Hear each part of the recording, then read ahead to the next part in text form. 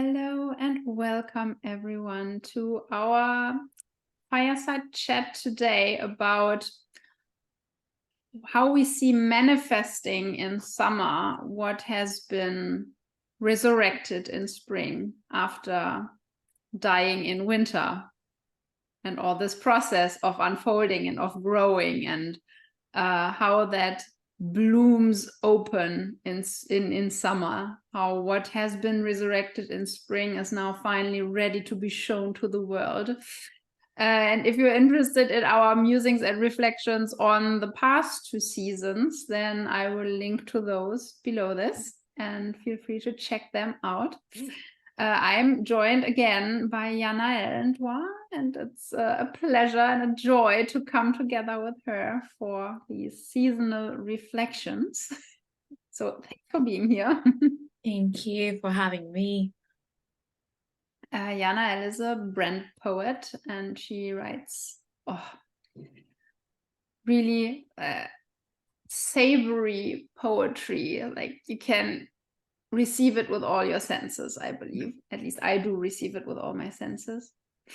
And I am Lisa, a menstrual and menopausal health coach and support through the dark night of the soul. So let's see what we're going to muse about today.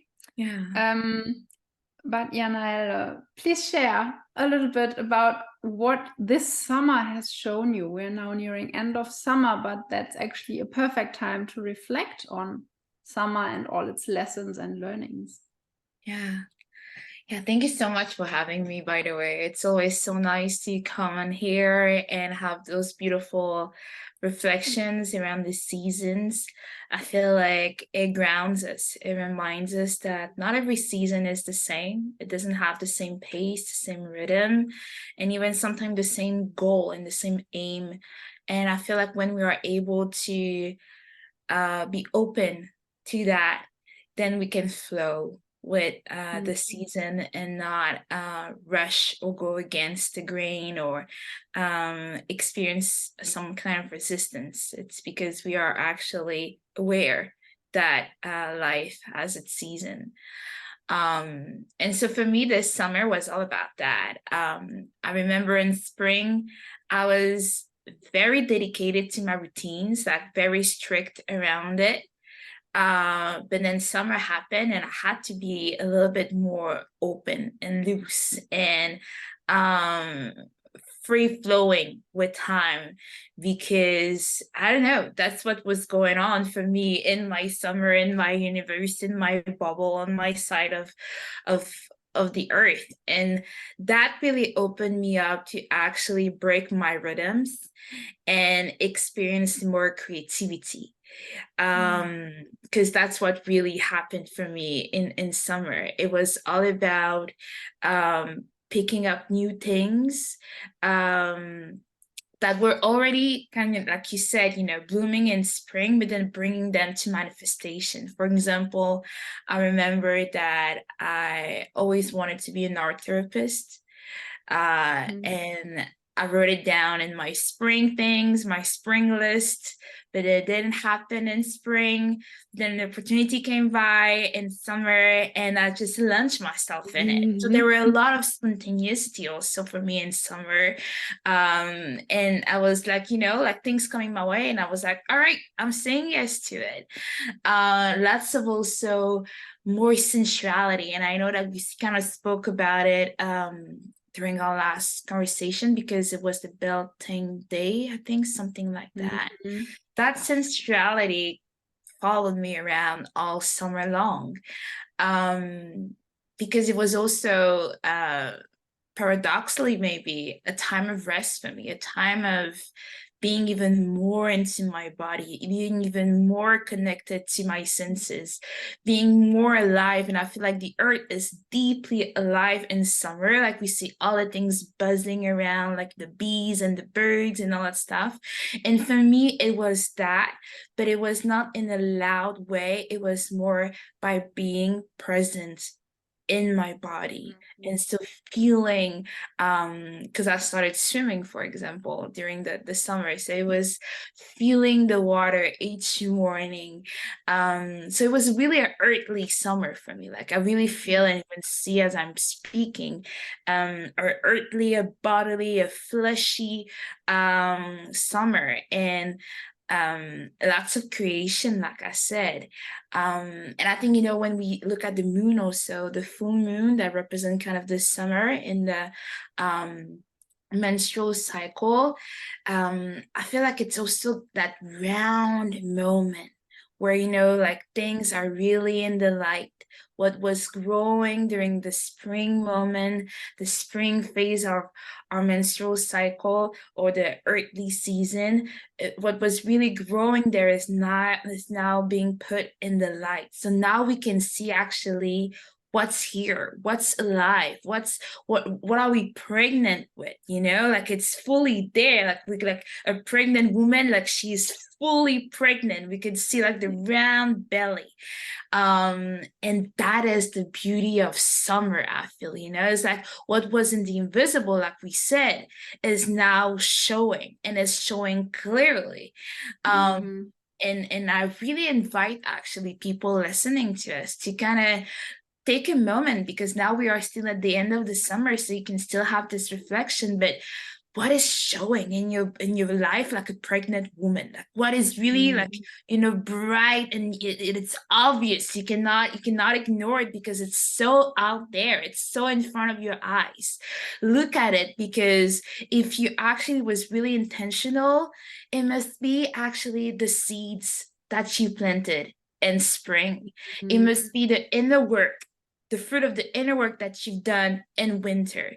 And that, I feel, is so rewarding. So rewarding. And in that, what you've just said, you've encapsulated everything that cycle awareness, or menstrual cycle awareness in particular, is about. When we take the time to rest and die in winter, and again, rest can look different for whatever life circumstances you define rest for yourself. It can be a 30 seconds break from your kids.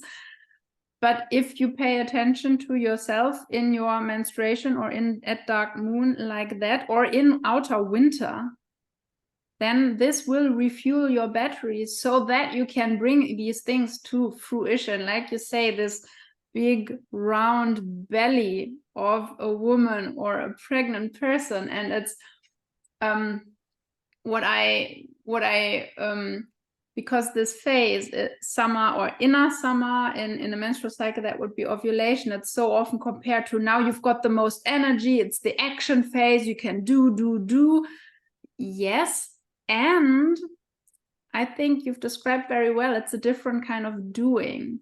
It's a doing that's infused by the being that you created and that you remember from your inner winter, or from your winter, and certainly from when we spoke and you had your own process of dying in winter. And now this presence is still there in its fullness, and you're showing it to the world. And it's, what if action isn't about doing and ticking stuff off the to-do list, like productivity driven capitalism is trying to tell us, but instead action is this inspired way of getting things out into the world that you just described. It came through you. You did it because you went with the flow of what wanted to come through. Exactly. And that kind of action is then again nourishing us, because it feels truly aligned and vibrant, right? Yeah. And that is so key what you are saying, because it, to me, even as I am listening to you, it really reminds to my brain and my body the difference between, hyperproductivity, when we're just crossing to-dos on our to-do list, and just because it needs to be done. And don't get me wrong, things needs to be done, like the laundry needs to be done, the dishes need to be washed. So there are things, as human beings, that, and we are living on earth, that needs to be done. But then I feel like as human beings with a womb, we have this beautiful power, I feel, of being creative. And so stepping in this place of creativity that is inspired by the universe, that is inspired by what the woman once with the walls would say, the rio abajo rio, so the river under the river, the spirit realm, and that to get into that place as a woman, you need to be deeply rested, deeply in your body. So actually, when a stream of inspiration just crossed through your own body, you can catch it because you were present enough to listen to it, or to see it, or to smell it, or to taste it, whatever senses, speak to you the most. And when a woman actually, to me, is like walk on the earth, dance on the earth with that connection with spirit, with her higher self, that's when she gives birth, in this summer phase, to masterpieces that actually heals her body, heals her lineage, her family, and the world. Because the summer is also this place where, like you said, we show to the world what was actually growing inside of us. And I feel like that is such a different way of doing things. It's actually it grows within you. It's like this idea, this seed that was growing inside of me. I would love to be an art therapist. I would love to be an art therapist. And I started to take notes of it, of a little flash of inspiration. And then the universe meets you there, an opportunity for you to do it. Will you sign up? Will you not sign up? Would you believe, that you can do it, that you can become it? And if you say yes to it, then life happens, creativity happens, now new possibility are just present for fall season, when the harvest will come.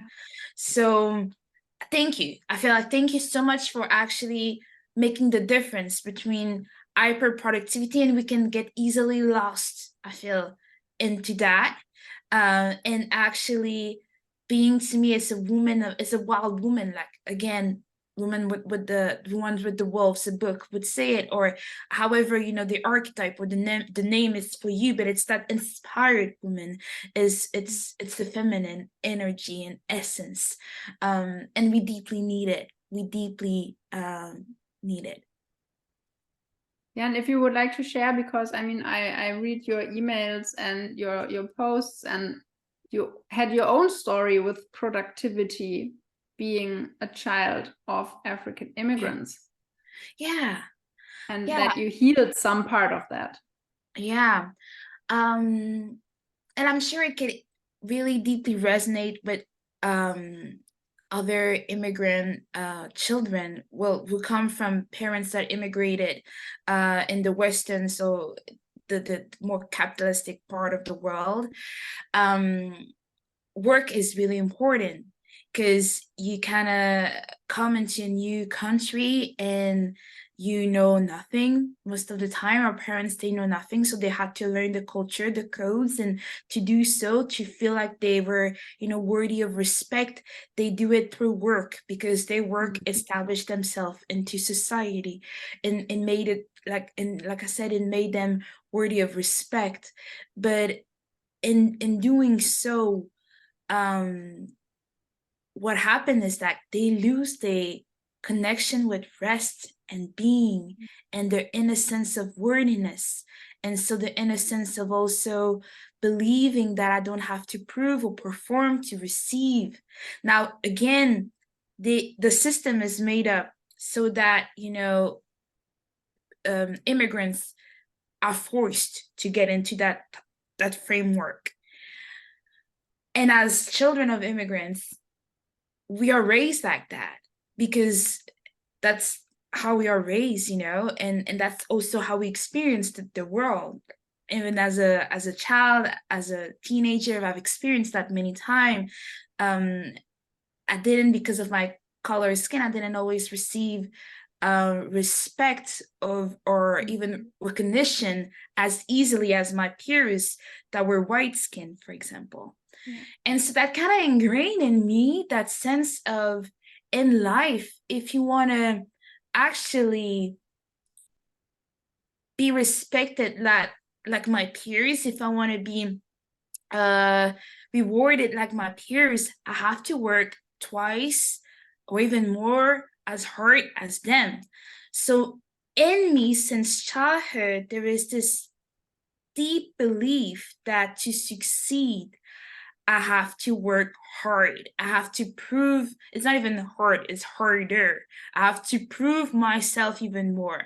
I have to always be in like the hyper productivity that we spoke about, because as I am, it's not enough. Not enough. Mm-hmm. And so this summer actually broke that thought and that pattern for me, because I realized it wasn't even healthy for my body. And that I feel is, also one of the grace and the gift that comes with our parents working so hard, so they create a comfort for the next generation, and so the next generation actually can make new choices. Mm-hmm. And so in that place of new comfort that they have created for me, this summer I had the time to sit down and realize, do I agree still with that thought? Mm-hmm. Do I still want to actually embody that that game of respect in society? Mm-hmm. And I said no, because it was too much to bear. It was too exhausting. It was just too much for me, mentally, emotionally, physically, spiritually. It was too much. And I feel like I remember laying down by the pool, and I could sense all my ancestors smiling, because somebody in the lineage down the line is finally resting. She's finally doing something that has been lost along the way. And she, of all people, because as women, especially, or people socialized as women, and then a woman of color, in your case, like there were times that was unheard of. Yeah. And I'm so happy that you had this realization, and that you had this profound connection to your ancestors, because that's the healing. Yeah. The deep healing. Yeah, exactly. And I feel like we all need it. Definitely, like sons and daughters of immigrant deeply needs it, because it's ingrained in who they are. But I feel like everybody that grows up in a capitalist society also need that healing, because if it's not competition because of your skin color, it is because of something else. That's liberalism. That's neoliberalism. It's all about being in competition against each other and made the best win at no matter the cost, So I feel like we, and especially women, because that's the thing, and we it's so beautiful because we circle back through it. Sometimes I grieve for the art that has never been made on earth because of business. I really grieve that, and sometimes it's saddened me, that there is so much feminine expression that is lost, that will never see the light, that will never get to that round belly, and feminine expression through men and through women. Yeah. Because society doesn't make room for it in its structure, in its rhythm. Rigidity. Exactly. It just doesn't make room for it. And so, like, things to me is like this image that I'm seeing is like things keep on getting gray and gray and gray and gray, because we lose color, we lose this vitality, we lose this the beauty, we lose the poetry, we lose the all those things that moves our soul and that inspires us actually to create a society that is beautiful, where everybody can call it home, where everybody, and that's summer also, it's that gathering, it's that connection with others, it's the relationships, because a pregnant woman, she gets pregnant also, like not by herself. She's also has like either the partner, which is like a human being, or it can be, you know, just the divine that inspire her beautiful ideas. But it can also be a conversation that you had with a friend. It could be, you know, a moment where you were in a coffee shop and you saw somebody and it just sparked a whole story, and now you're writing that book with all your heart. So that is also summer. It's the interaction that we have with others that actually creates life. Yes. And where rest is the practice of winter, I believe celebration is the practice of summer, which again, due to the nature our societies are structured, has been like taught out of us. We don't dare to celebrate ourselves. We don't dare to celebrate each other, because that could mean they are better than me and I have to play this game of who is first wins. And so coming back to this, you were celebrating that you were laying by the pool doing nothing and you saw your ancestors smiling. And that's just such a we love need that. it.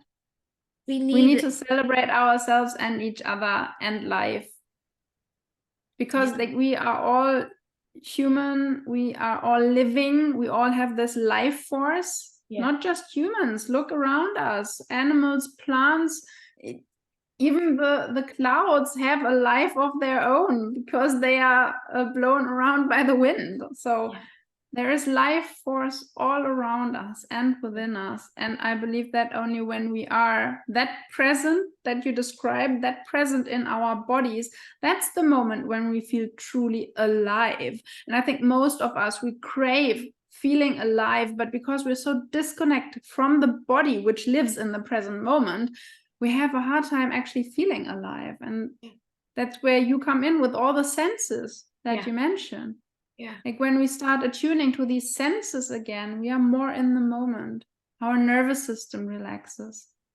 We are more present, we quieten down, and we can perceive even more that this world has to offer.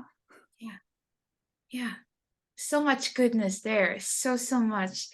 Celebration is so important, and I feel like we've lost the art of it, not only celebrating ourselves but also having times of gathering, of celebration.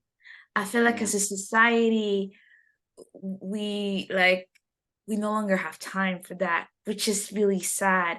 I feel like it's sad that we only have our birthdays to celebrate ourselves. I mean, it's only once a year. We need more of that. We really need more of that. And I feel like more people will actually feel better in their self-esteem if actually they would practice celebration, live in communities that practice celebration.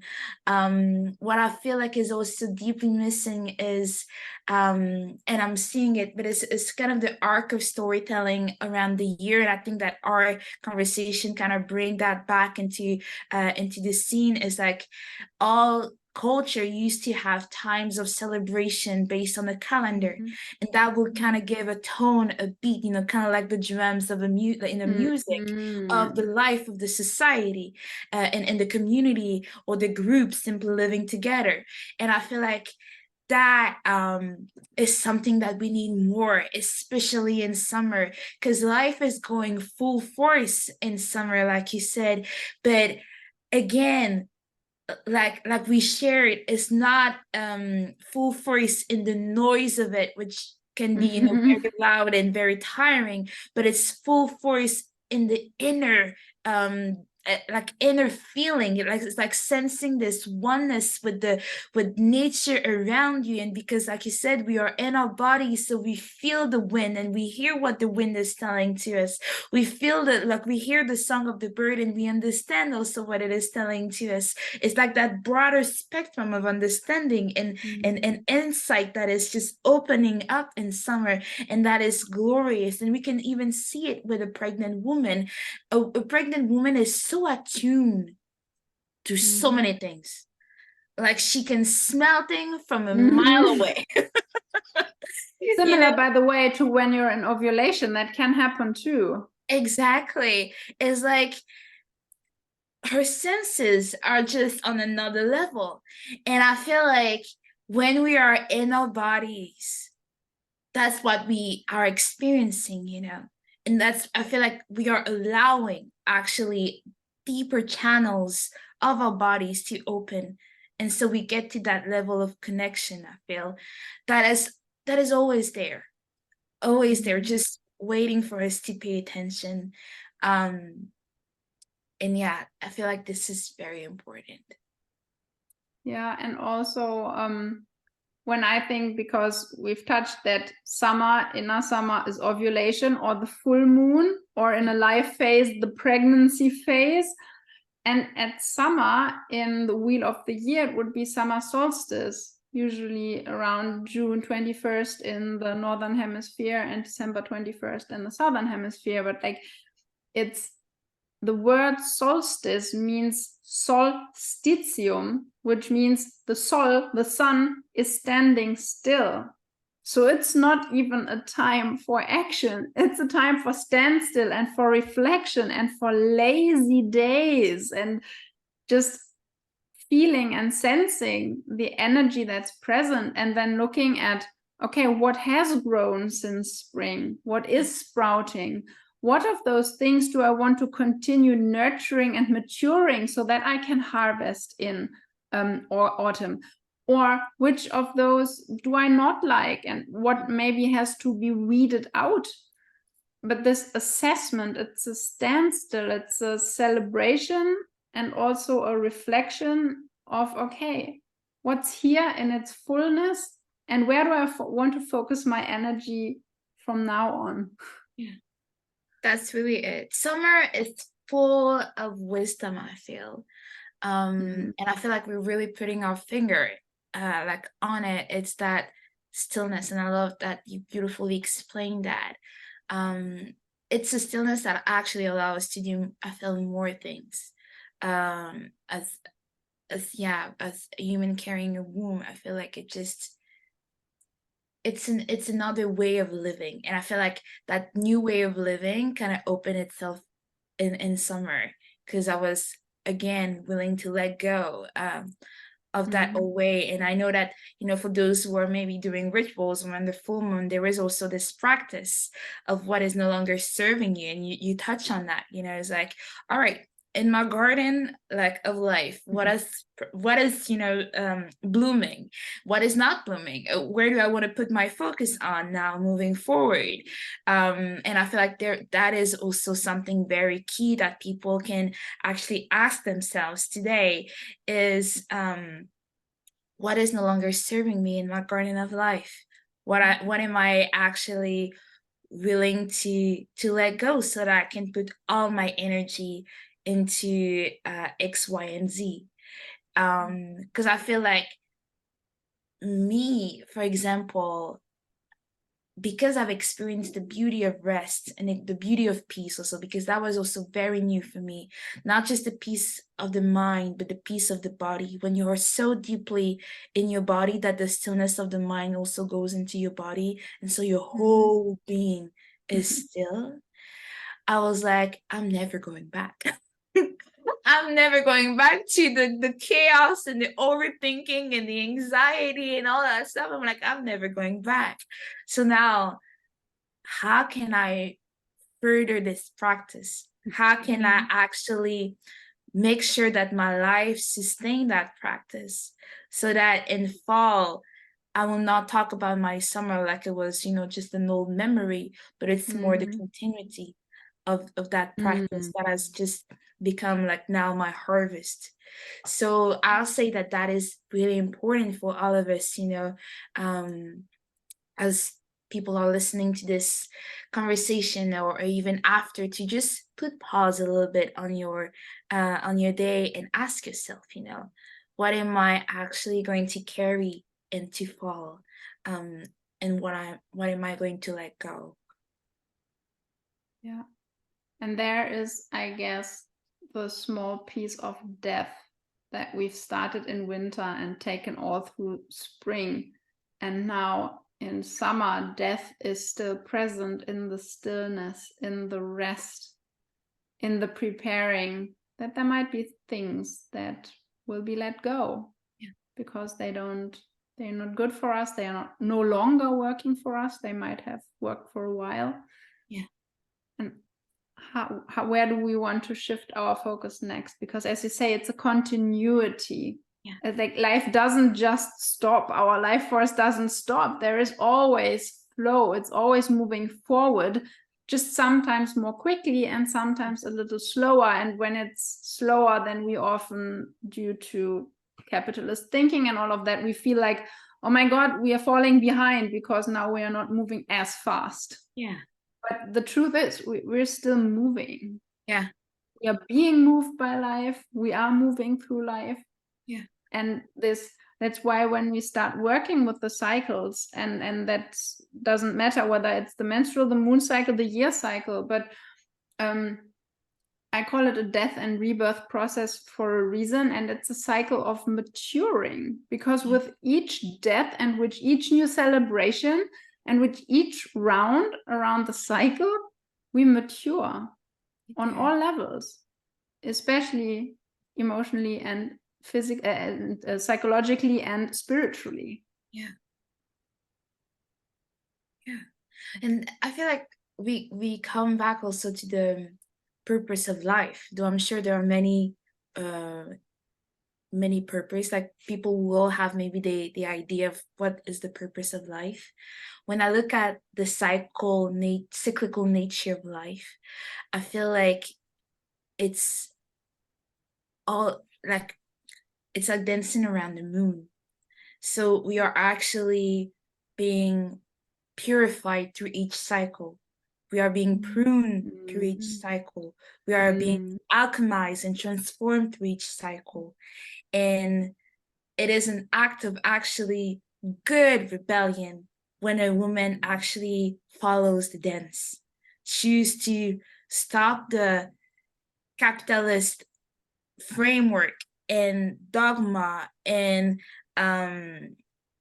burden, and she actually falls back into who she is, and she embraces who she is, and from that place she dances with the moon, she dances with herself.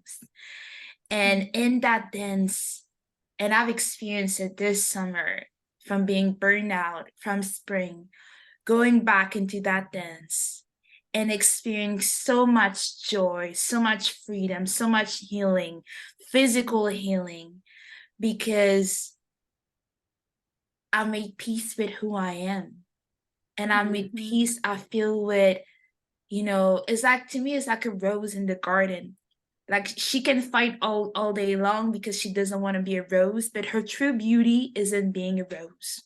So once she makes peace with that, then she blooms into something that is just radiant and a masterpiece. And I wish that to all the people watching, and, to everybody, because it brings so much peace. And we spoke a little bit about the nervous system. It really brings so much peace and healing to the nervous system. So may we dance with the moon. Yeah. Yeah. Are there any last additions that you feel are called for today?